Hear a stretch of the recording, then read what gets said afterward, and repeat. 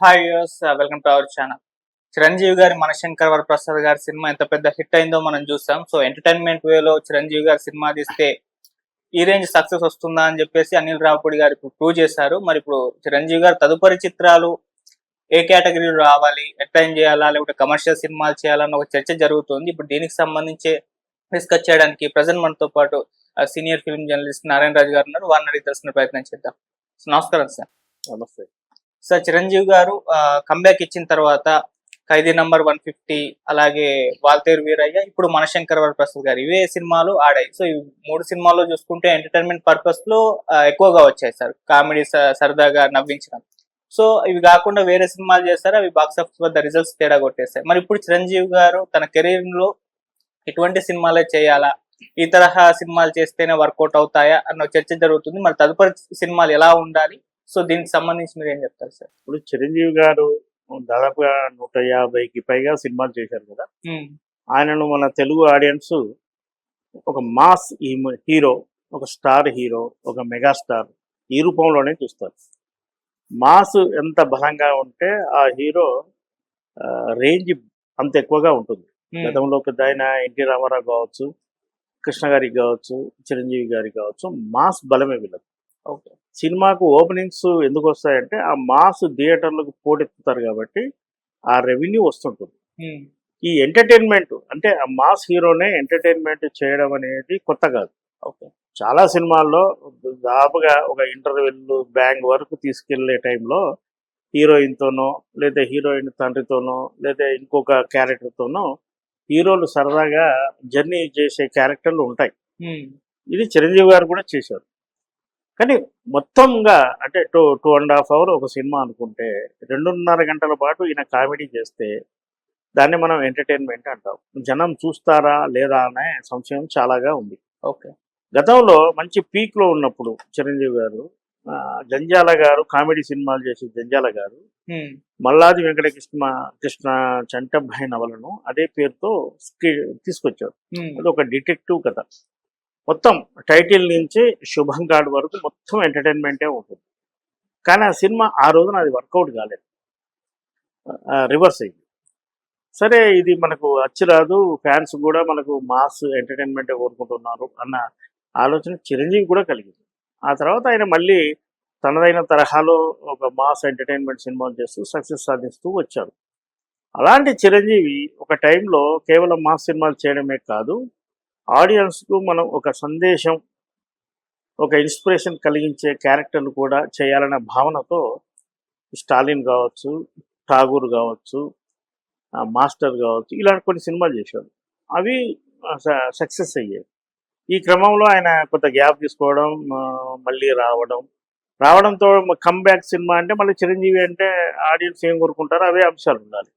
ఆ క్రమంలో ఒక రీమేక్ కథతో ఖైదీ నెంబర్ 150 సినిమా చేశాడు, అది వర్కౌట్ అయింది.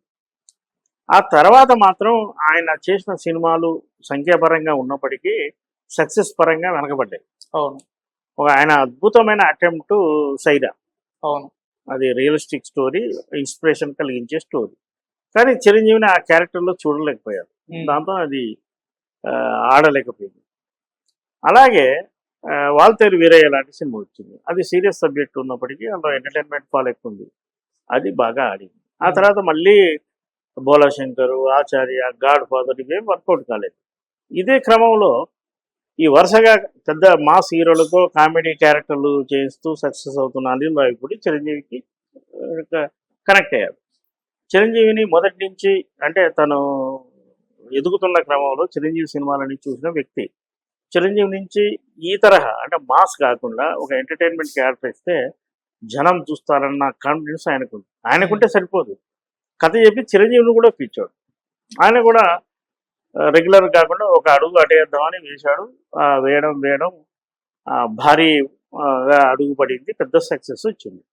ఇప్పటి వరకు చిరంజీవిని ఈ పాత్రలో చూసిన వాళ్ళు తదుపరి మళ్ళీ ఎంటర్టైన్మెంట్ చూస్తారా, ఎలాంటి కథతో వెళ్ళాలి అన్న సంశయం ప్రస్తుతం అయితే నెలకొంది. మరి చిరంజీవి అంటే వరుసగా ఎంటర్టైన్మెంట్ సినిమాలు చేసుకుంటూ పోతే ఆయన మరో వెంకటేష్ అవుతాడు, లేదా మరో రాజేంద్ర ప్రసాద్ అవుతాడు. కానీ చిరంజీవి ఇమేజ్ అలాంటిది కాదు, ఒక సినిమాకు పరిమితమైన వినోదం అది. ఆ తర్వాత ఆయన రెగ్యులర్ ప్యాటర్న్లో వెళ్తాడని నేనైతే అనుకుంటున్నాను. ఓకే సార్, బోలా శంకర్ కూడా ఎంటర్టైన్మెంట్ వేలో సరదాగా ఫన్నీగా తీద్దామని తీశారు, మరి అది మాత్రం బాక్స్ ఆఫీస్ వద్ద ఘోరంగా డిజాస్టర్ అయిపోయింది. సో మరి దానికి మన శంకర్ వరప్రసాద్ గారికి ఎలా లింక్ చేసి చెప్పొచ్చు అంటారు సార్? అంటే అది ఎంటర్టైన్మెంట్ సినిమానే, ఇది ఎంటర్టైన్మెంట్ సినిమానే, మరి అది ఆడింది ఆడలేదు. సో ఇప్పుడు ఇంతకుముందు చెప్పాను కదా, చంటబ్బాయి అద్భుతమైన ఎంటర్టైన్మెంట్. అది ప్రతి సంభాషణ, పైగా సుహాసిని లాంటి హీరోయిన్ ఆ రోజులో క్రేజ్, అంత కాంబినేషన్ ఉంది. దానికి సెంటిమెంట్ కూడా చివరిలో దానికి అడాప్ట్ చేశారు, అంటే కంట నీరు పెట్టించే సీన్స్ కూడా ఉన్నాయి. ఉదాహరణకు హిందీలో గోవిందా ఎంటర్టైన్మెంట్ సినిమాలు చేస్తూ ఉంటాడు, నవ్వించే సినిమాలు చేస్తాడు. తెలుగులో రాజేంద్ర ప్రసాద్ లాంటి ఒక హీరో కామెడీని హీరో స్థాయికి తీసుకెళ్లి వరుసగా చేశాడు. అయితే వీళ్ళు చేసిన ఆడినే అంటే అది కాదు కదా. చిరంజీవి సినిమాలో చూస్తే ఈ 1-2 సినిమాలు చేసేస్తే ఆయన చేసిన 150లో 100% సక్సెస్ అయితే లేదు కదా. ప్యాటర్న్ ఒకటే, మాస్, విలన్కో డాటరు, చేంజింగ్, ఇవన్నీ కాలే కదా. ఎంటర్టైన్మెంట్ చిరంజీవితో చేయించినా దానికి ఫార్మాట్ ఉంటుంది. ఆయన ఇమేజ్, అరే భలే చేశాడే, గమ్మత్తుగా చేశాడే, ఇక్కడ గమ్మత్తుగా డ్యాన్స్ చేశాడే, ఇవన్నీ ఉండాలి. ఇవన్నీ బోలా శంకర్కు కుదరకపోవచ్చు, దీనికి కుదిరాయి. తర్వాత ప్రజెంట్ సిచ్యువేషన్ చూస్తూ అనిల్ రావిపూడి సంభాషణ రాసుకోవచ్చు, సన్నివేశాలని క్రియేట్ చేశాడు. అప్డేట్ అలా అసలు కథకు ప్రస్తావన లేకున్నా కిట్టి పార్టీలో భర్తలు చంపే భార్యల ముందు ఒక ఎపిసోడ్ నడిపాడు. చిరంజీవితో కొంత సందేశం ఇప్పించే ప్రయత్నం కూడా చేశాడు. ఆ సినిమాకి అసలు సంబంధమే లేదు, కానీ ఒక సరదాగా అది క్రియేట్ చేశాడు, అది పేలింది. ఇలా అనేకం ఉంటాయి ఒక సినిమా సక్సెస్ కి. కేవలం కామెడీ చేస్తే ఆడుతుందంటే అందరూ అదే ట్రాక్ ఎక్కేస్తారు. అలా కాదు కదా, అన్ని కుదరాలి. సార్ ఇప్పుడు ఆయన నెక్స్ట్ సినిమా చూసుకుంటూ వస్తే విశ్వంబర్ ఒకటి తీసేద్దాం, అది ఆల్రెడీ షూటింగ్ అయిపోయింది. బాబీ గారికి డేట్స్ ఇచ్చారు, అలాగే ఓదర్ గారికి డేట్స్ ఇచ్చారు. సో మరి వీళ్ళిద్దరూ ఇప్పుడు అనిల్ రావిపూడి గారు ఫాలో అయిన ఫార్మాట్ నే ఫాలో అవుతారా, లేకుంటే ఇప్పటి వరకు వాళ్ళు తీసిన సినిమాలు చాలా సీరియస్ సబ్జెక్ట్స్ తోటి, యాక్షన్ ఎపిసోడ్స్ తోటి తీయడం జరిగింది, సో అటువంటి సబ్జెక్ట్స్ ని తీస్తారంటారా సార్? అనిల్ రావిపూడి చిరంజీవి గారితో సినిమా చేయకముందే బాబీ ఆల్రెడీ ట్రాక్ లో ఉన్నాడు. అవును. బాబీ లక్ ఏంటంటే నీకు అందరి హీరోతో చేశాడు, సీనియర్ హీరోలు. వెంకటేష్తో చేశాడు, పవన్ కళ్యాణ్తో చేశాడు, బాలకృష్ణతో చేశాడు, చిరంజీవితో చేశాడు. సీనియర్ హీరోలను ఎలా చూపించాలి, వాళ్ళ ఇమేజ్ ఏమిటి అనేది ఆయనకు కొంత అవగాహన ఉంది, పైగా చదువుకున్నవాడు. ఆ క్రమంలో చిరంజీవితో చేసిన సినిమా సక్సెస్ అయింది. డాకు మహారాజు బాలకృష్ణతో చేస్తే అది కూడా మంచి సినిమాలో ఒకటిగా నిలిచింది. కాబట్టి ఆయనకు అవగాహన ఉంది ఒక కమర్షియల్ మాస్ హీరోలను ఎలా ప్రజెంట్ చేయాలనేది. ఆ క్రమంలో చిరంజీవి డేట్స్ మళ్ళీ ఆయన దగ్గర ఉన్నాయి కాబట్టి చిరంజీవిని ఒక కొత్త కోణంలో, బహుశా సెంటిమెంట్ డ్రామా కావచ్చు, ఎమోషనల్ కావచ్చు, లేదా సరదాగా ఉంటూనే ఒక అద్భుతమైన బ్యాక్డ్రాప్లో తెరకెక్కించే ప్రయత్నం కూడా చేయొచ్చు. వీళ్ళందరికీ అంటే చిరంజీవితో సినిమా చేసే ముందు వాళ్ళకి ఈ రికార్డు ఉంది. ఏది, మనశంకర వరప్రసాద్ సినిమా ఉంది, బోలా శంకర్ ఉంది, సైరా ఉంది, ఇవన్నీ వాళ్ళకి కనబడుతున్నాయి. ఇవి కాకుండా మనం చిరంజీవితో కొత్తగా చేయాలి. ఆ కొత్తది ఏమిటి అనేది వాళ్ళు ప్రూవ్ చేసుకోవాలి. ఆ ప్రూవ్ చేసుకునే ప్రయత్నంలో ఖచ్చితంగా చిరంజీవి ఇమేజ్ తగినట్టుగానే కథల్ని తీసుకుంటారు, తీసుకుని చేస్తారని అనుకోవాలి మనం. Thank you so much. Bye.